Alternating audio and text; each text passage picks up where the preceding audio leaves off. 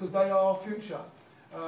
Generation Y wants more than the election system we've got today. It's really important that we take this opportunity. At risk of alienating this audience, I do vote Conservative. There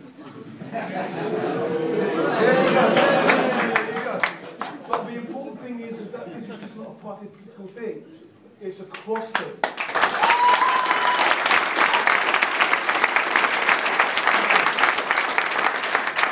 And I recognise that first past the post is delinquent now at this stage of our lives in the 21st century.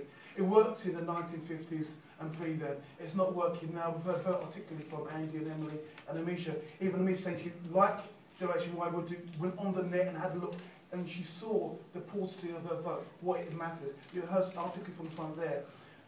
You know, you're going to hear as we start getting out there and meeting people of all the negative reasons why this shouldn't happen. And we know that it's poppycock. One of the things I heard recently was that if we have an AV system, that what we will do, we'll run the risk of minority parties like the BNP getting in.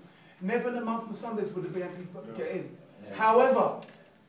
However, if there was a month of Sundays, and a Sunday after that month, in a fair and democratic election, where 50% of the people voted for BNP, I'll be proud to be in that country.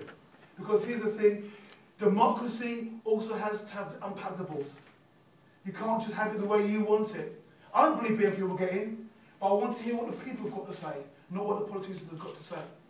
On another thing, I've heard that, you know, if you vote with AV, it's not fair, you know, because you're counting up team votes. Because it's not like athletics or sports. In sports, you know who's first, crossing the line first. Let me tell you something about athletics and sports.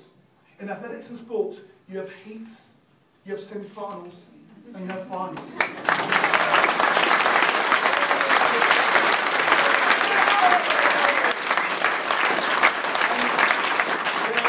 There are plenty of examples of Olympic champions who didn't win the heats or the semi-finals. So, ensuring that you get 50% of the votes in the final is quite a sporting type of heritage. For you people who are working very, very hard, while talking about the Olympics, now we're excited about Olympics coming to this country next year. Pierre de Coubertin was the founder of the modern day Olympic movement. In 1896, in the inauguration of those games, he said this: the essence lies not in the victory, it's a struggle. It's not the winning that counts, but what you become and who you affect along the way. Now let me rewind. Pierre de Coubertin was speaking to athletes, Olympic athletes, young men and women at the peak of their prime. They train, they buffet their bodies. Yeah, my body's gone a little bit south since They are focused 3 years, 4 years on this phenomenal moment in time. There's a dictum in athletics which goes like this: first is first, second is nowhere. Anyone here that's played sport at any sort of significant level, for me, significance in sports is counting down and above. You'll have heard that lyric in one way, shape or form. First is first, second is nowhere.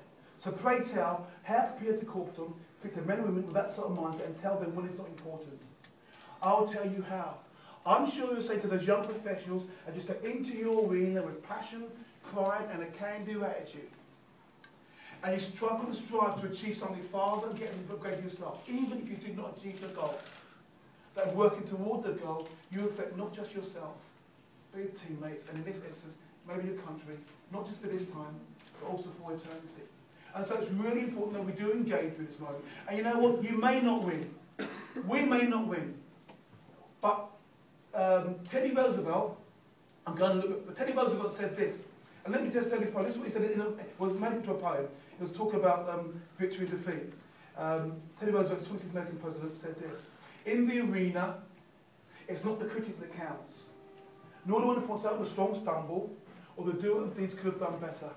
On the contrary, the credit belongs to the one who's in the arena, the one whose vision is marred by the sweat, by the dust, by the blood. The one, if when they stumble, they get up and they try again and again. The one who knows the sweet smell of victory or the bitter taste of defeat. However, if they should taste defeat, they do so while attempting to achieve. So that the place may not be counted amongst those cold and timid souls. No voters. Who go for victory. So no victory, no defeat, yet never no timidity. And so what I'm saying to you in this room is you go out there and you engage with the people that really matter, not necessarily politicians as we've heard, they are servants, but the people in the highways and the byways. Go out there, struggle hard, make the phone calls, drop the leaflets, make the connections. No victory, and if need be, embrace defeat. At least we will know that we are the generation that have taken the opportunity to stand for something bigger and better than ourselves and did not know timidity. Let's get jiggy with it. Thank you.